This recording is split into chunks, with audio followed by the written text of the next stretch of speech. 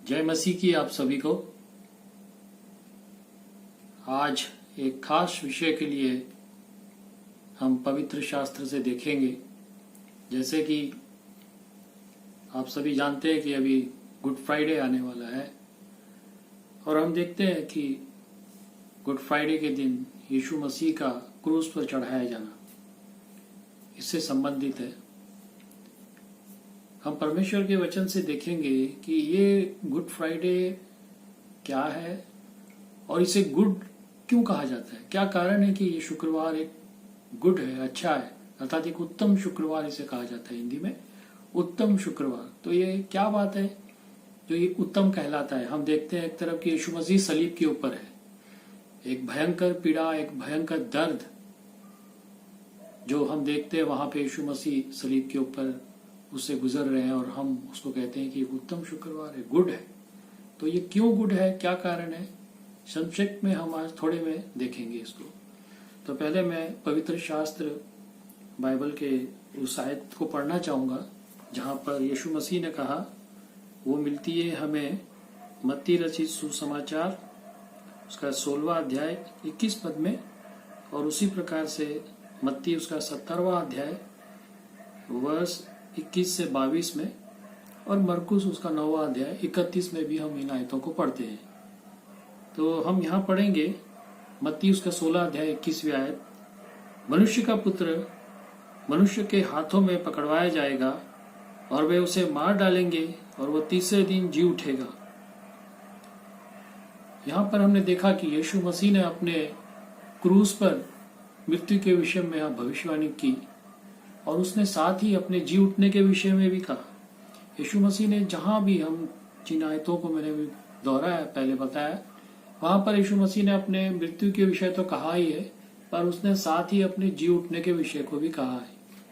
ये एक बड़ी अद्भुत बात है, या इस बात को प्रमाणित करती है कि वह स्वयं देहधारी परमेश्वर है, क्योंकि कोई भी अपनी मृत्यु के विषय इस तरह से नहीं बता सकता। और दूसरी बात, कोई भी अपने मृत्यु से कि मैं फिर से जी उठूंगा, इस बात को वो बड़े दावे के साथ कोई भी नहीं कह सकता था। केवल एक परमेश्वर ही है जो ये सामर्थ्य रखता है कि वो मृत्यु पे भी जयवंत है, क्योंकि परमेश्वर जो है वो मृत्यु पर भी जयवंत है। तो यहाँ पे जिस आयत को हमने देखा, यीशु मसीह ने कहा कि मनुष्य का पुत्र मनुष्य के हाथों पकड़वाया जाएगा और वे उसे मार डालेंगे और वो तीसरे दिन जी उठेगा। यीशु मसीह का जो जन्म था वो एक अद्वितीय जन्म था। बाइबल हमको बताती है, पुराना नियम में करीब 300 ऐसे भविष्यवाणियां हैं यीशु मसीह के विषय में बतलाती हैं, उसके पहले आगमन के विषय में। और 38 भविष्यवाणियां इसमें से ऐसी जो विद्वान है उन्होंने खोज निकाली है, जिसमें उन्होंने बताया कि यीशु मसीह का जीवन, उसका दुख उठाना, क्रूस पर मरना और फिर से उसका मुर्दों में से जी उठना। तो हम देखते हैं सबसे पहले कि यीशु मसीह का जन्म। यीशु मसीह का जन्म जो है, जैसे यशायाह की किताब उसका 7वां अध्याय 14वें पद में लिखा है कि कुमारी गर्भवती होगी और पुत्र जनेगी। यही बात हम ये जो वचन है, ये भविष्यवाणी जो है यीशु मसीह के पैदा होने से 700 साल पहले बताई गई थी। प्रॉफिट यशायाह के द्वारा, यशायाह भविष्यद्वक्ता के द्वारा ये बात लिखी गई थी, दर्ज की गई थी करीब 700 साल पहले। यीशु मसीह के पैदा होने से 700 साल पहले ही इस बात को बता दिया गया था कि यीशु मसीह पैदा होगा, एक कंवारी से होगा। और हम इसकी पूर्ति नए नियम में देखते हैं, उसका लूका उसका पहला अध्याय में जब हम आते हैं उसके 31वें पद में, 30 और 31 पद में हम पढ़ते हैं, जहां पर इस तरह से लिखा है, स्वर्गदूत ने उससे कहा, हे मरियम, भयभीत न हो, क्योंकि परमेश्वर का अनुग्रह तुझ पर हुआ है, और देख तू गर्भवती होगी और तेरे एक पुत्र उत्पन्न होगा, तो उसका नाम यीशु रखना। यहाँ पर स्वर्गदूत ने मरियम से कहा कि तू एक पुत्र जनेगी और उसका नाम यीशु रखना। तब मरियम ने स्वर्गदूत से कहा, ये कैसे हो सकता है, क्योंकि मेरा तो विवाह नहीं हुआ। स्वर्गदूत ने उसको उत्तर दिया कि पवित्र आत्मा तुझ पर उतरेगा और परम प्रधान की सामर्थ तुझ पर छाया करेगी, इसलिए वो पवित्र जो उत्पन्न होने वाला है परमेश्वर का पुत्र कहलाएगा। वो जो है पवित्र होगा, उसका जीवन पवित्र होगा, वो स्वयं पवित्र है। परमेश्वर ये पवित्र है। परमेश्वर का जो पहला स्वभाव, पहला गुण है वो है पवित्रता। वो पवित्रता में पैदा हुआ और हम देखते हैं फिर यीशु मसीह का जो जीवन था वो पवित्र जीवन था। यूहन्ना की किताब उसका 8वां अध्याय 46 पद में यीशु मसीह कहते हैं, तुम में से कौन मुझे पापी ठहराता है। यीशु मसीह का जीवन ये पवित्र जीवन था। हम पढ़ते हैं उसी तरह से पत्रस, पहला पत्रस उसका 2 अध्याय और 22वें पद में इस तरह से लिखा है,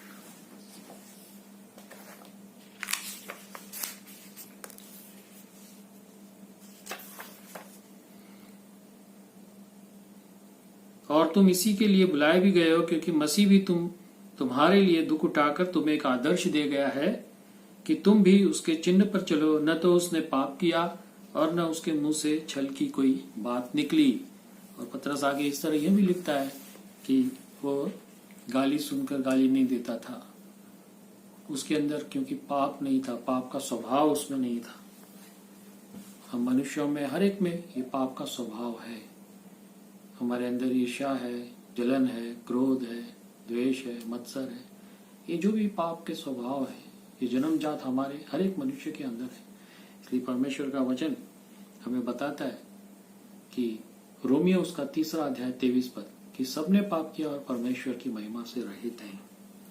इस तरह से हम देखते हैं कि यीशु मसीह का जीवन एक पवित्र जीवन था, पवित्रता में पैदा हुआ। उसके पैदा होने के विषय पहले ही बताया गया कि वो कहाँ पैदा होगा। जैसे मीका नबी की किताब उसका 5वां अध्याय और 2 पद में लिखा है कि उसके पैदा होने का वर्णन कि किस तरह से बेथलेहम में होगा, यहूदा के गोत्र में होगा। ये स्पष्ट जो है एक सटीक भविष्यवाणी जो की गई थी वो हम पूरी हुई यीशु मसीह के जीवन में देखते हैं। नए नियम में जब हम आते हैं हम देखते हैं कि यीशु मसीह का जन्म यहूदा के गोत्र में हुआ, यीशु मसीह का जन्म बेथलेहम में हुआ, यीशु मसीह का जन्म कंवारी से हुआ जैसा यशायाह ने बताया था। तो ये सारी भविष्यवाणियां पूरी होने लगी, सटीक हुई, एकदम वैसी पूरी हो रही है। ये परमेश्वर की एक योजना थी, परमेश्वर का एक प्लान था।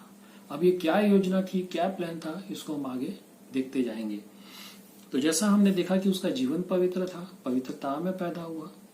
फिर हम यीशु मसीह की जब सेवकाई को हम देखते हैं कि उसने जो कोढ़ी थे, जो समाज के निकाले हुए थे, जिन्हें समाज ने ठुकरा दिया था, कोढ़ी जब निकलता था रास्ते से तो अशुद्ध अशुद्ध कहकर पुकारता था ताकि लोग जो है दूर हट जाए। कोढ़ियों को अशुद्ध गिना जाता था, उन्हें शहर के बाहर रखा जाता था।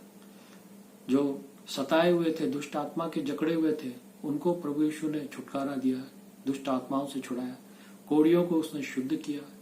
लंगड़ों को, जो नाना प्रकार की बीमारियों से ग्रसित थे उस जमाने में, जो जन्म के अंधे थे, उसने उनको अच्छा किया। जो मर गए थे, जिस तरह से लाजर मरकर 4 दिन हो गया था, उसको उसने जिलाया। जब उसने इतने अच्छे काम किए, इतने सामर्थ्य के काम उसने किए जो सिवाय परमेश्वर के कोई नहीं कर सकता था। जो देहधारी परमेश्वर स्वयं मनुष्य के रूप में मनुष्य के बीच में था। जैसा मैंने आपसे कहा कि यशायाह की किताब उसका 7 अध्याय 14 में लिखा है कि कुंवारी गर्भवती होगी और पुत्र जनेगी और उसका नाम इमैनुअल रखा जाएगा। इमैनुअल का मतलब होता है परमेश्वर हमारे बीच, परमेश्वर हमारे साथ। परमेश्वर हमारे साथ था सृष्टि में, मानव रूप के रूप में हमारे साथ था वो। फिर भी हम देखते हैं कि वो सलीब पर दुख उठा रहा है।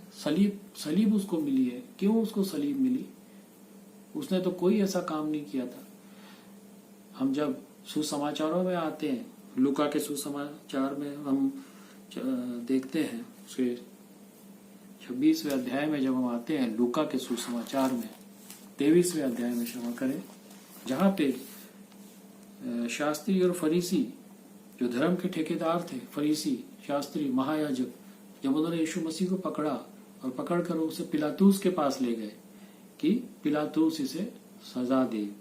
पिलातूस ने महायाजकों और लोगों से कहा, मैं इस मनुष्य में कुछ दोष नहीं पाता।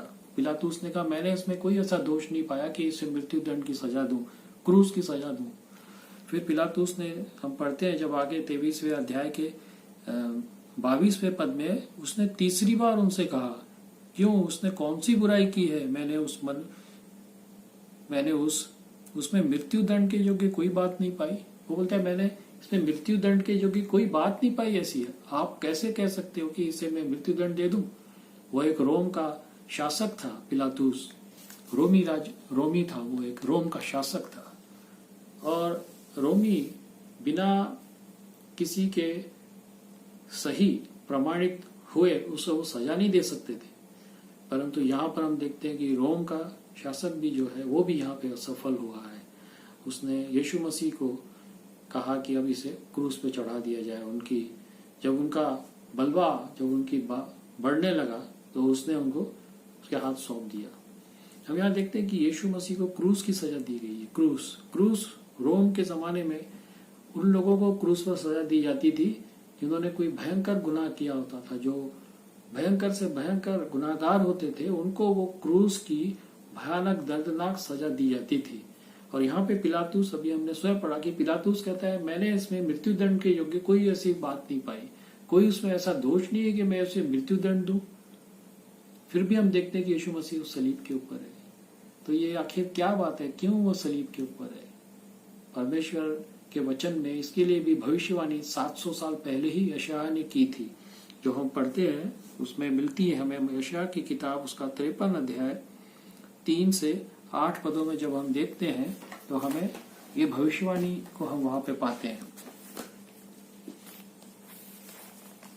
यशायाह की किताब उसका 53वां अध्याय 3 पद से, वह तुच्छ जाना जाता है और मनुष्यों का त्यागा हुआ था, वह दुखी पुरुष था, रोग से उसकी जान पहचान थी और लोग उससे मुख फेर लेते थे, और वह तुच्छ जाना गया और हमने उसका मूल्य न जाना।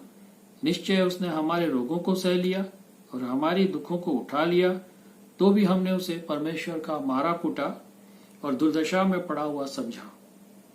परंतु वह हमारे ही अपराधों के कारण घायल किया गया, वह हमारे अधर्म के कामों के हेतु कुचला गया। हमारी ही शांति के लिए उस पर ताड़ना पड़ी कि उसके कोड़े खाने से हम लोग चंगे हो जाएं। हम तो सब के सब भेड़ों की नाई भटक गए थे, हम में से हर एक ने अपना अपना मार्ग लिया, और यहोवा ने हम सबों के अधर्म का बोझ उसी पर लाद दिया। वह सताया गया तो भी वह सहता रहा और अपना मुंह न खोला। जिस प्रकार भेड़ वध होने के समय वह भेड़ी उन कतरने के समय चुपचाप शांत रहती है, वैसे ही उसने भी अपना मुंह न खोला। अत्याचार कर कर और दोष लगाकर वे उसे ले गए। उस समय के लोगों में से किसने इस पर ध्यान दिया कि वो जीवितों के बीच में से उठा लिया गया? मेरे ही लोगों के अपराधों के कारण उस पर मार पड़ी, हमारे ही अपराधों के कारण उस पर मार पड़ी, हमारे ही अधर्मों के कारण वो कुचला गया। बाइबल बताती है कि मनुष्य, जैसा रोमियो उसका 3 अध्याय 23 पद में लिखा है कि सबने पाप किया और परमेश्वर की महिमा से रहित है। जब हम पवित्र शास्त्र को देखते हैं कि जब तरह से परमेश्वर ने पहले पुरुष और पहली स्त्री आदम और हवा को सृजा, और जब उन्हें सदन के बाग में रखा तो उसने उन्हें एक आज्ञा दी कि इस बाग के जितने भी फल हैं, सारे पेड़ के फल हैं, ये सब तुम्हारे खाने के लिए है, परंतु जो बीच में 2 वृक्ष है जिनके विषय में आज मैं तुम्हें चिताता हूँ कि जो जीवन का वृक्ष है उसका फल तुम खा सकते हो, पर जो भले बुरे के ज्ञान का वृक्ष का फल है वो तुम नहीं खाना, जिस दिन तुम खाओगे उस दिन मर जाओगे। और हम देखते हैं वचन में पढ़ते हैं जब आगे कि किस तरह से आदम ने और उसकी पत्नी ने इस आज्ञा का उल्लंघन किया, और ये आज्ञा उल्लंघन ही परमेश्वर की दृष्टि में पाप गिना गया, और तब इंसान के जीवन में पाप आ गया, और इंसान के जीवन में पाप के कारण मृत्यु भी आई। पहली मृत्यु उसकी आत्मिक हो गई, जो परमेश्वर से उसका संबंध जो था, जो परमेश्वर के समानता स्वरूप में सृजा गया मनुष्य था, जो परमेश्वर के सहभागिता में सानिध्य में रहता था, उसकी संगति उससे टूट गई, उसका जो रिलेशन था वो टूट गया। तो एक बीच में दीवार आ गई, वो आ गई पाप की दीवार। और मित्रों, परमेश्वर जो है पवित्र है, वो पाप को नहीं देख सकता। जैसा हबक्कुक उसका 1 अध्याय 13 में लिखा है कि उसके आंखें इतनी पवित्र है कि वो बुराई को नहीं देख सकती। मित्रों, परमेश्वर न्यायी है, परमेश्वर न्याय करने वाला परमेश्वर है। वह पापी को यूं ही छोड़ नहीं सकता, वो पाप को दंड दिए बगैर नहीं छोड़ सकता है, लेकिन वो प्रेमी परमेश्वर भी है, वो हमसे प्रेम भी करता है, वो मुझसे और आपसे बहुत प्रेम करता है। इसी कारण उसने ये योजना बनाई कि मनुष्य को उसके पाप के दंड से मुक्ति किस तरह से मिले, किस तरह से उसका उद्धार हो, किस तरह से उसे मोक्ष मिले, पापों की क्षमा मिले। इसलिए परमेश्वर ने लिखा है कि अपने वचन को देहधारी, जैसा यूहन्ना की किताब उसका 1 अध्याय और 18 पद में लिखा है कि वचन देहधारी हुआ। जो वचन था, जो शब्द था शुरुआत में, वही वचन ने एक देह रूप लिया और वो मनुष्य के बीच में आ बसा। हमारी खातिर वो इस जगत में आया ताकि मेरे और आपके पापों का दंड जो है वो भुगतान करे, परमेश्वर के न्याय को संतुष्ट करे। परमेश्वर की जो पाप के प्रति जो परमेश्वर की न्याय थी उसको उसने अपने ऊपर लिया और वो सलीब पर मेरे और आपके गुनाहों को लिए हुए सलीब पर चढ़ गया। जैसा पहला पत्र उसका 2 अध्याय 24 में लिखा है कि वो आप ही हमारे पापों को अपनी देह पे लिए हुए सलीब पर चढ़ गया। वो मेरे और आपके पापों को आप ही अपनी इच्छा से उसने हमारा उद्धार किया। जैसा इफिसियों का खत उसका 2 अध्याय 8 और 9 पद में लिखा है कि अनुग्रह विश्वास के द्वारा अनुग्रह ही से तुम्हारा उद्धार हुआ है और ये कर्मों से नहीं, ऐसा न हो कि कोई घमंड करे। हाँ मित्रों, मेरा और आपका उद्धार जो है पापों की क्षमा, ये उसके अनुग्रह से हुआ, उसके उस प्रेम से हुआ है। वचन हमें बताता है 2 कुरिन्थियों में जब हम पढ़ते हैं वहां पे लिखा है उसके 5वें अध्याय में,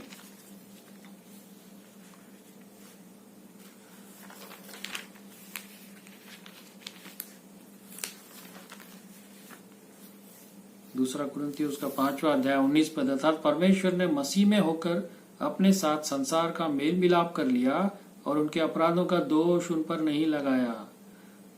उसने हमारे अपराधों का दोष हम पर नहीं लगाया, उसने हमारा मेल मिलाप कर लिया। क्रूस पर क्या हुआ? क्रूस पर परमेश्वर ने हमारे पापों का दाम चुकाया, क्योंकि इब्रानियों का खत उसका 9वां अध्याय और 22वां पद कहता है कि बिना लहू बहाए क्षमा नहीं। और ये लहू कैसा हो? पवित्र हो, निर्दोष हो, निष्कलंक हो। और यीशु मसीह पवित्रता में पैदा हुआ, उसका जीवन पवित्र रहा, पवित्रता में वो जिया, पवित्र देह थी, उसके शरीर था। यीशु मसीह ने मत्ती उसके 26 अध्याय 28 पद में कहा कि मेरा जो ये लहू है बहुतों के पाप की क्षमा के लिए बहाया जाता है। मित्रों, इस सैक्रिफाइसेस जो हम देखते हैं, बलिदान पुराने नियम में, और हम देखते हैं हमारे भारत में भी, हम कई प्रजातियों में इस बात को देखेंगे कि लोग सैक्रिफाइस करते थे। ये वहीं से बात आती है कि परमेश्वर जो है एक सैक्रिफाइस चाहता है, लेकिन ये भेड़ बकरी जानवर ये सब नहीं। वो कहता है तो सब मेरे बनाए हुए, इनसे मैं, इनका लहू मैं खाऊं, इनका लहू मैं पीऊं, क्या ये सब कुछ मेरा ही नहीं है? लेकिन परमेश्वर ने एक पवित्र देह तैयार की जो मेरे और आपके लिए उस सलीब के ऊपर कुर्बान हुई, यीशु मसीह। इसीलिए गुड फ्राइडे के दिन जब उसका क्रूसिफिकेशन हुआ, उसे क्रूस पर चढ़ाया गया, तो मेरे और आपके पापों का भुगतान पूरा कर दिया गया। परमेश्वर का न्याय जो था, जजमेंट जो था मनुष्य पे, पाप की सजा जो मृत्यु थी, लिखा है रोमियो का खत उसका 6वां अध्याय 23 पद की पाप की मजदूरी तो मृत्यु है, परंतु परमेश्वर का वरदान हमारे मसीह प्रभु यीशु मसीह में अनंत जीवन है। प्रभु में हमें अनंत जीवन मिलता है मित्रों, उसके उस बलिदान में। परमेश्वर ने पाप के दंड की भरपाई की स्वयं अपने पुत्र को भेज कर। उसने उसे सलीब के ऊपर, जैसा रोमियो उसका 8वां अध्याय 3 पद में लिखा है कि उसने शरीर में पाप पर दंड की आज्ञा दी। उसका शरीर निर्दोष था, निष्कलंक था, वो मेरे और आपके लिए सलीब के ऊपर तोड़ा गया और हमारी खातिर उसका पवित्र लहू बहा है, क्योंकि लिखा है बिना लहू बहाए क्षमा नहीं, और मेरे और आपके लिए उसका लहू बहा। परमेश्वर का वचन कहता है कि ये एक प्रायश्चित है, वो प्रायश्चित है। वो प्रायश्चित रोमियो उसका 3 अध्याय 24 पद में लिखा है कि एक ऐसा प्रायश्चित है जो विश्वास के द्वारा कार्यकारी होता है। जब हम उस पर विश्वास करते हैं कि यीशु मसीह मेरे पाप और मेरे गुनाह के लिए मर गया सलीब पर, जब हम ये विश्वास करते हैं और उसे ग्रहण करते हैं, तब हमें पापों की क्षमा मिलती है मित्रों। पापों की क्षमा हमें मुफ्त में मिलती है, परंतु उसकी भारी कीमत स्वयं उसके पुत्र यीशु मसीह ने चुकाई है सलीब के ऊपर। पापों की क्षमा मुफ्त में नहीं है मित्रों, मुफ्त में नहीं है, लेकिन ये उसका अनुग्रह है, ये उसकी वो दया है जिसके हम लायक नहीं थे, ये उसकी वो कृपा है हमारे पर जिसके हम लायक नहीं थे, जो उसने हम पे की अपने पुत्र में होकर के। हम परमेश्वर के समीप जाने के योग्य नहीं है, हमारे अंदर वो लायक ही नहीं है, हमारे स्वभाव में, हमारे चरित्र में वो चीजें नहीं है।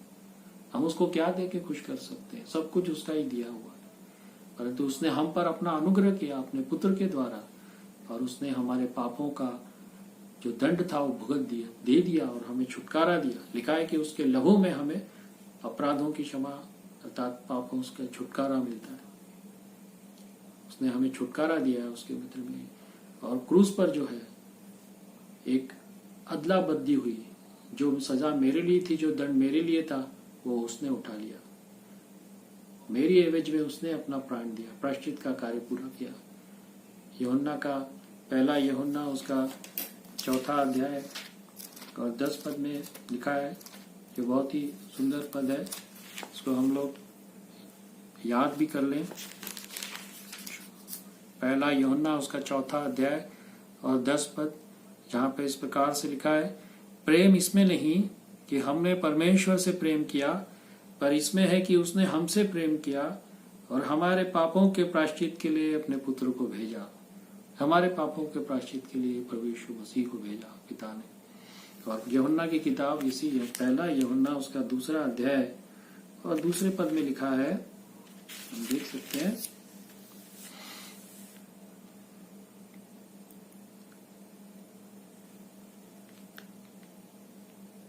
हे बालकों, मैं ये बातें तुम्हें इसलिए लिखता हूं कि तुम पाप न करो, और यदि कोई पाप करे तो पिता के पास हमारा एक सहायक है, अर्थात धार्मिक यीशु मसीह। और 2 पद, और वही हमारे पापों का प्रायश्चित है, और केवल हमारे ही नहीं वरन सारे जगत के पापों का भी। वो सारे जगत के पापों का प्रायश्चित है। लेकिन ये कैसे होगा? जब तक हम उसे ग्रहण नहीं करेंगे। मान लीजिए कोई एक ऐसी बीमारी है जिस तरह की डायबिटीज है, अब उसका कोई परमानेंट इलाज है नहीं, और एक परमानेंट इलाज मिल जाता है, आपको पता चल जाता है कि ये इसका इलाज है, इसके लेने से मेरी डायबिटीज खत्म हो जाएगी, मैं चंगा हो जाऊंगा। अगर जब तक वो दवा मैं सेवन नहीं करूं, चाहे वो मार्केट में उपलब्ध है, संसार में उपलब्ध है, तो क्या मैं अच्छा हो जाऊंगा? नहीं। इसी प्रकार से यीशु मसीह ने जो हम सबके पापों का प्रायश्चित कर दिया, परंतु मैंने उसमें विश्वास नहीं किया, मैंने उसे ग्रहण नहीं किया, मैंने उसे अपने जीवन में लिया नहीं, तो वो मेरे लिए कैसे लागू होगा? नहीं हो सकता। इसीलिए लिखा है कि विश्वास के द्वारा तुम्हारा उद्धार है। विश्वास के द्वारा, अनुग्रह ही से तुम्हारा उद्धार है, कर्मों के द्वारा नहीं। कितने कर्म हम करें जिससे वो हमें स्वर्ग में ले लेगा, पापों की क्षमा दे देगा? कहीं इसका लेखा जोखा है? सबोपदेशक की किताब कहती है, उसका 7वां अध्याय 20 पद में, कि कौन ऐसा है जो हमेशा अच्छे काम करे और कभी पाप न करे? कौन है ऐसा जिसने पाप नहीं किया? हम हर एक पापी हैं और परमेश्वर के समक्ष हम दंड के योग्य हैं। लेकिन लिखा है कि अब जो यीशु मसीह में है, रोमियो का खत उसका 8वां अध्याय 1 पद, कि जो यीशु मसीह में है उन पर दंड की आज्ञा नहीं है। यदि आप आज अपने जीवन में यीशु मसीह को ग्रहण करते हैं तो आपके लिए उद्धार है। आपके लिए आज उद्धार का दिन है, आज उद्धार का समय है। यही है मित्रों गुड फ्राइडे, यही है उत्तम। यह हमारे लिए गुड इसलिए हो गया कि हमारे पाप का जो दंड था, जो भार था, वो चुका दिया गया। अब हम आजाद हैं, हम स्वतंत्र हैं। लेकिन जब तक हम उसको अपने जीवन में नहीं लेंगे तब तक नहीं है। उसने पीड़ाएं उठाई, उसने दुख उठाया। जब हम मत्ती के सुसमाचार में पढ़ते हैं, जब यीशु मसीह को ले जाया जा रहा था, सलीब थी उसके दी हुई, वो सलीब को उठा के ले जा रहा था। बड़ा उसे पहले कोड़ों से पीटा गया, उसकी देह लहूलुहान हो गई, छलनी हो गई, और एक भारी क्रूस उसे दे दिया गया जिसे वो लेके जा रहा था। तब लिखा है कि जो स्त्रियां उसके पीछे छाती पीटती और रोती आ रही थी, तब प्रभु यीशु ने उनसे कहा कि हे यरूशलेम की पुत्रियों, मेरे लिए मत रो, अपने लिए और अपने बच्चों के लिए रो। आपने देखा होगा कई लोग गुड फ्राइडे के दिन रोते हैं, यीशु मसीह के लिए रोते हैं। अब उसके लिए हमें रोने की जरूरत नहीं है।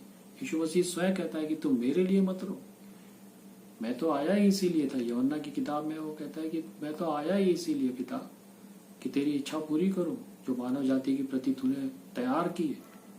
इन मानव को तो छुड़ाने आया। यीशु मसीह कोई धर्म बनाने नहीं आया, यीशु मसीह मानव को उद्धार देने आया। इसलिए यीशु मसीह कहता है तुम अपने लिए रो और अपने बच्चों के लिए रो। अपने पापों का पश्चाताप करो, अपने बच्चों को प्रभु की शिक्षा दो, प्रभु का वचन सिखाओ, और प्रभु के मार्गों में चलने के लिए उन्हें प्रोत्साहित करो। मित्रों, यही है गुड फ्राइडे। और यीशु मसीह तीसरे दिन मुर्दों में से जी उठा, क्योंकि उसने जब भी अपने मृत्यु की भविष्यवाणी की बताया, उसने ये बताया कि मैं तीसरे दिन जी उठूंगा, और जी उठा। मित्रों, यही है गुड फ्राइडे और उसका पुनरुत्थान का दिन। प्रभु आपको और हम सबको आशीष दे और हम सबके लिए आशीषमय हो। धन्यवाद।